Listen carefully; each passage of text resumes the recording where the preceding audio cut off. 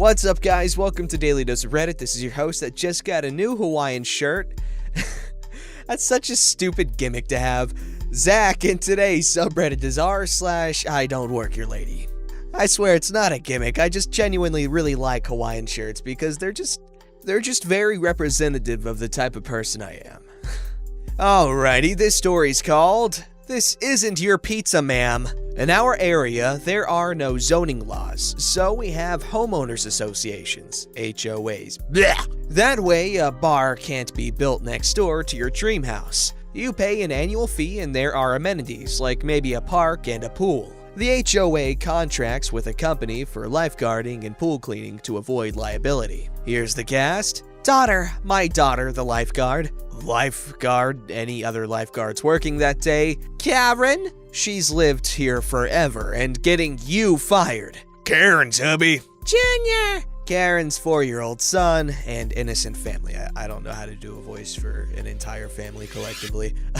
Setting. It's a beautiful summer morning in Pool Wonderland. Children are laughing and splashing, and several lifeguards, including my daughter, sitting on her throne of peace and tranquility. Pool Wonderland has some new rules this summer. 1. No going down the water slide with a child in your lap.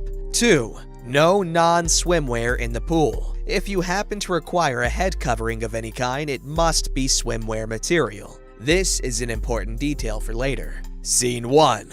Hobby, take Junior down the water slide. Sure thing. Lifeguard atop the slide. Sorry, no children riding in your lap. We do apologize. It's a new rule this year. Hey, no problem. Junior is disappointed, but not an unruly little thing. What the heck? That's rude.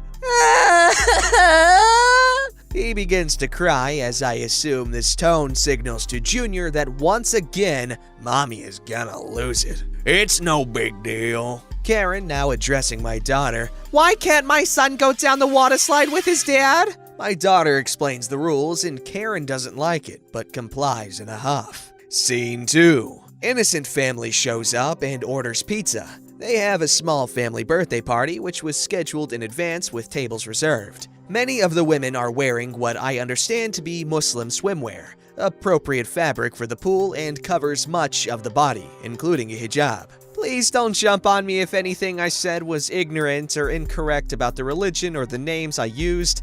I'm merely trying to paint a picture. I mean no offense and hope none is taken, but polite corrections or constructive comments are always welcome. Buddy, it's okay. Innocent family decides to get into the pool. Karen also gets in the pool, wearing a t-shirt and some shorts. Ma'am, I'm sorry, but you will have to get out of the pool. You can't wear that in the water. Excuse me? I pay for the privilege to swim here, and you cannot tell me what to wear. It's a new rule this year. We can't allow people to wear cotton fibers in the water because it messes up the plumbing. What about them? She says disgustedly, referring to the ladies in the innocent family. If I have to get out, so do they. Daughter, now realizing she's dealing with a racist. Ma'am, they're wearing swimwear. You are not.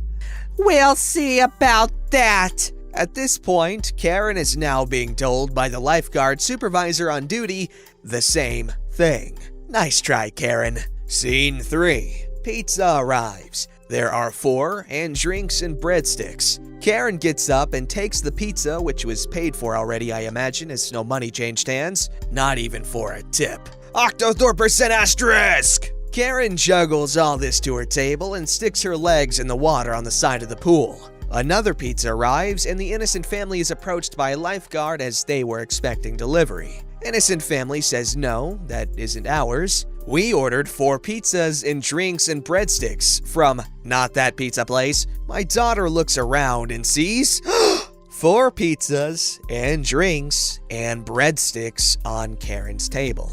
I bet I know who this belongs to. Let me help you. She's thrilled after Karen has been such a nasty Octothorpe% exclamation asterisk. She didn't even say anything.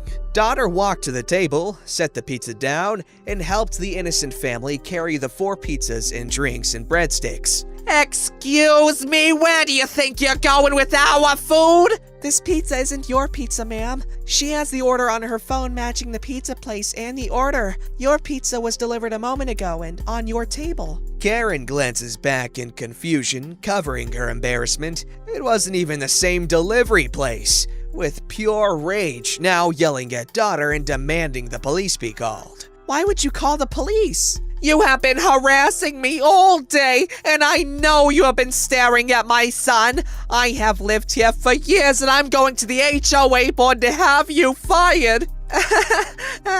Daughter turns and walks back to her stand. My daughter has had bad anxiety for years. She's perfected a stone wall exterior where you think she doesn't care, but she will cry later because, she's human. Karen's trailing behind and yelling expletives now. Karen proceeds to use her phone camera to video my daughter, hoping to catch her doing what? I don't even know. She's literally paid to watch and scan patrons of the pool. That's most of your damn job as a lifeguard. By the end of the day, the police have been called because Karen insisted the staff was out of line. Karen's disruptive behavior has actually bothered other patrons, mostly the innocent family, as ugly comments about swimwear were overheard and made them uncomfortable. It was following guards and taking cell phone video that actually got Karen and her family kicked out. Many lifeguards are minors, and this made the staff uncomfortable. Not to mention, it's ludicrous to be distracting a first responder from their job. Karen did not return to the pool for the remainder of the summer, not because she was banned. Hopefully she went home and looked in the mirror and was too embarrassed by her behavior. Karen, you can do better, okay? You know what you should do? Go back there and apologize. It's not that hard. And given how the family handled the situation, and because I know my Muslim peeps, they'd probably forgive you and be okay with it. But of course, a Karen is a Karen and most likely will always want to be a Karen. Because you know what? They don't be caring all that much. Also, we gotta appreciate how lightly OP was treading with the whole thing, but you're not gonna offend anybody by getting the name of the burkini wrong.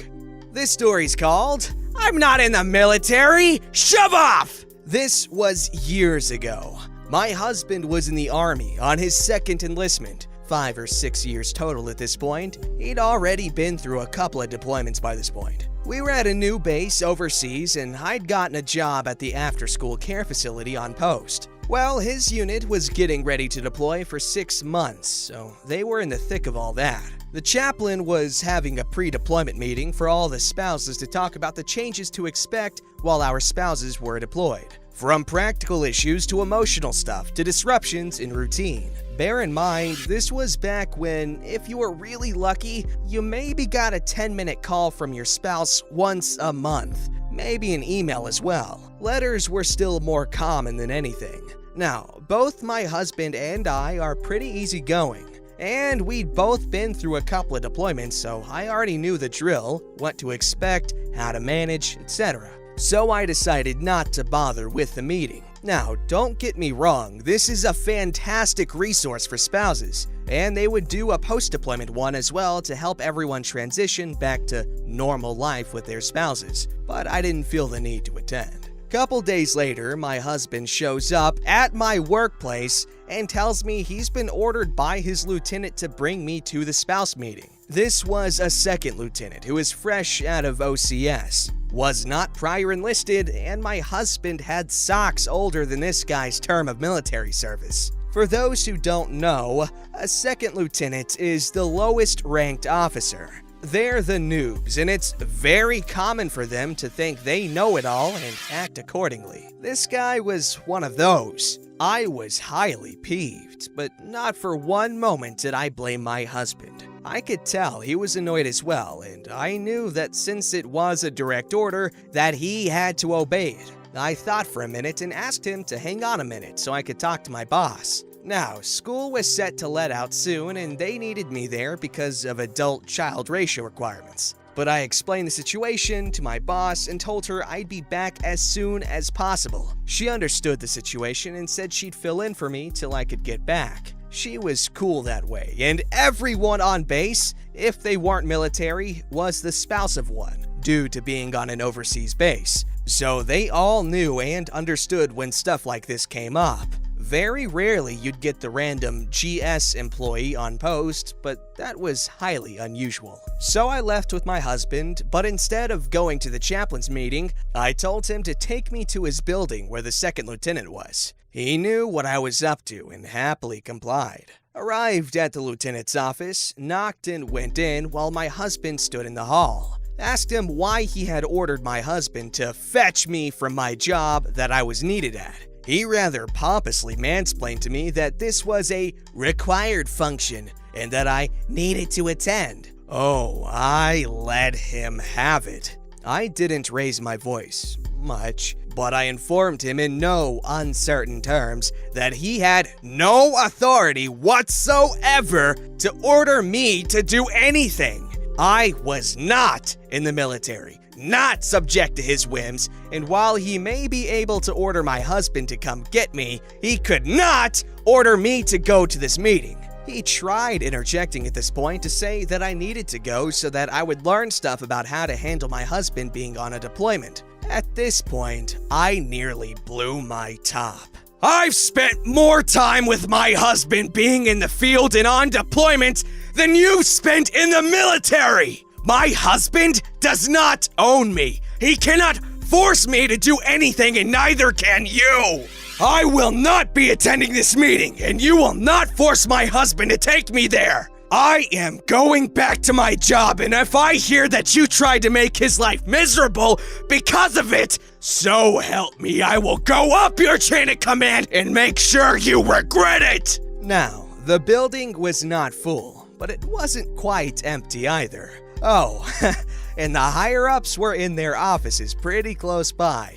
They were also super cool cats. My husband might have been enlisted, but they respected the work he did, and he respected them. And this lieutenant had been getting on their nerves as well. So yeah, they absolutely could hear what was going on, and I'm sure they enjoyed it. By the end of my tirade, the second lieutenant was nearly falling over himself to apologize. Sorry, ma'am. I apologize, ma'am.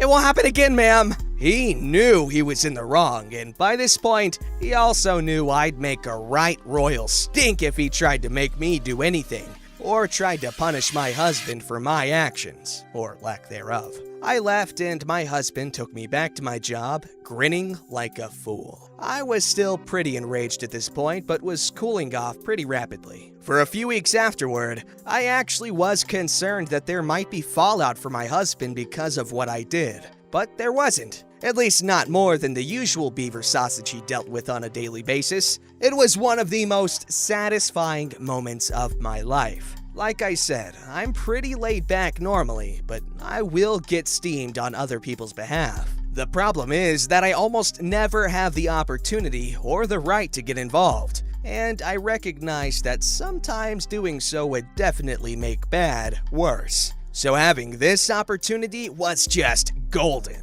Wow, well, she definitely tore that guy a new one. Alright, this story's called The Double I Don't Work Here Whammy. On mobile, formatting will suck, typos will happen. Late 2000s. Background. I'm shy about jack squat. I work in healthcare tech, and I was a hospital volunteer growing up. Periods don't bother me. Squeamish men can piss up a flagpole as far as I care. I live near a mall, a big one, 3 floors with 4 anchor stores. I'm a professional, and I wear a shirt and tie to work every day. Press slacks, nice shoes, I have my work ID and maglock door card on my belt. Here's the cast. There's me, Karen 1, and Karen 2. I'm on my way home, and my wife calls, asking if I will pick up feminine products, period pads, guys, for her. I swing by the mall, as it's literally 2 minutes from my exit, and I go to a big store named for something a marksman would aim at.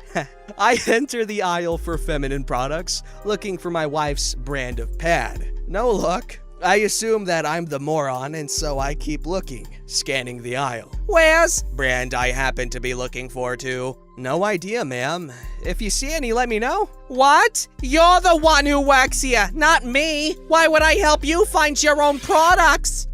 No, ma'am. I don't work here. I'm looking for pad brand for my wife. I can see you're a manager. You even have a tag. Now help me find. Brand of pad. I don't work here. I work for company I really work for. This is my ID and door badge. Wanna see? I pull it off my belt and show her. The logo is red, but it looks nothing like the store named after a block of hay that an archer would shoot at. Karen 1 proceeds to huff and move on. So do I. This store really missed the mark. Come on. I move on down the mall to the grocery store that anchors the other end. Yes, this mall is big enough to have a full grocery store and a department store that also sells groceries. I go looking for pad brand. Enter Karen 2. The store did have the pads I needed to get, but I hadn't picked up the pads yet, so my hands were empty. To save space, the conversation was almost identical, except that she wasn't looking for the same pad brand. She wanted to know where something else was, and she didn't huff and leave. She went full Karen before the badge was shown. Well, what are you doing in the feminine products aisle if you aren't a manager? My wife needs... That's a likely story. Show me your badge there. Here you go. Karen 2 doesn't register the completely different logo. This store is not red-themed. She just wants my name. I'm going to call General Manager. My husband knows him because he used to work here, and I'm gonna have you fired. Okay, but when you do that, tell him I quit. You're a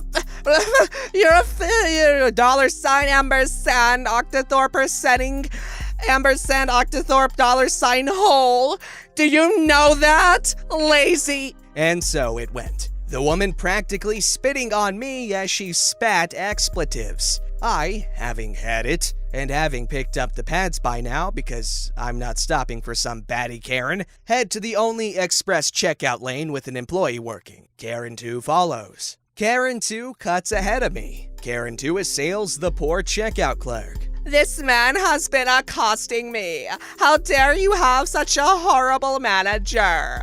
I'm gonna have him fired. Would you call security? This Euro Octothorpe ampersand $ has been accosting me, and I'm about to lose it. Karen 2 screeched. Literally screeched. There is nothing more powerful than delivering the worst curse word possible in a matter-of-fact voice to somebody who has already lost their cool 10 miles back and is now in full Karen mode. The how dare yous were almost as prevalent as the purse clutching. Manager comes over. Karen 2 gets the truth from the horse's mouth. Being Karen, she then proceeds to huff and say that the general manager will hear about how badly she's being treated and so forth. I decline to press charges because honestly, I don't want to spend any more days talking to lawyers or cops than I have to for my job. Twice in one day in one mall. Because I'm not afraid to buy period pads, tampons, or any other product my wife needs. Wow, a double whammy! I was thinking the second one was gonna be more tame, because usually these twofers, they have one that is crazy, the other one's just, whoopsies. But no, it got progressively worse. Well, he got out alive, and his wife got her, stuff. Don't forget to like, subscribe, and hit that bell to never miss an episode.